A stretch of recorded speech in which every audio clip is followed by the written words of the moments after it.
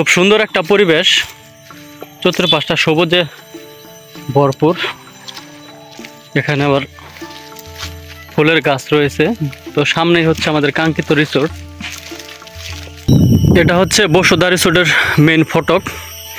তো এখানে আমি আমার ব্যক্তিগত এক্সপিরিয়েন্স থেকে বলতেছি, আমি বিগত যে কটা রিসোর্টে ঘুরছি, পার্কে ঘুরছি, তো মেইন ফটক অতিক্রম করতেই মানে নিজস্ব একটা এন্ট্রি লাগে।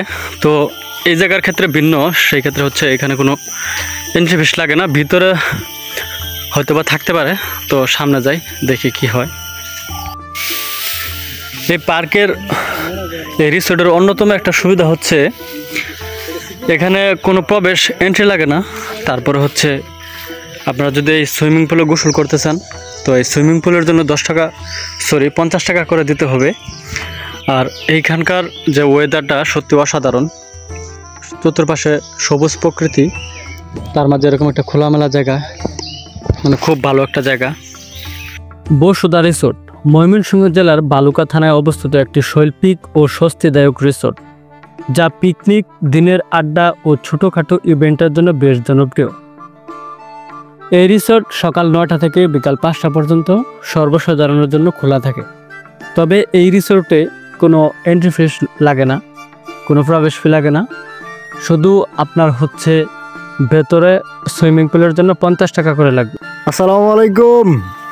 চলে আসছি একটি জামরুল গাছের নিচে।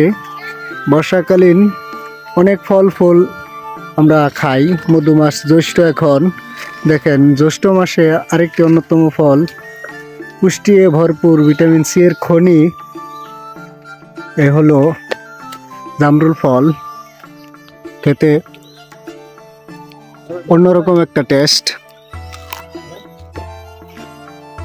বাহ, মাশাআল্লাহ।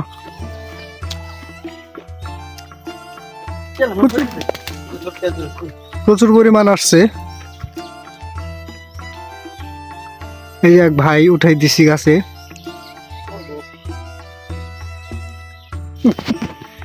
কপাল ভালো, আকাশটা খুব সুন্দর, মেঘাচ্ছন্ন, রোদ নাই, বৃষ্টিও নাই।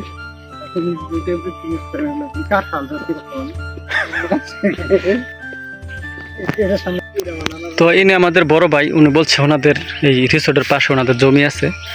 তো যাই হোক, এখানকার ভাইও এখানকারই লোকাল।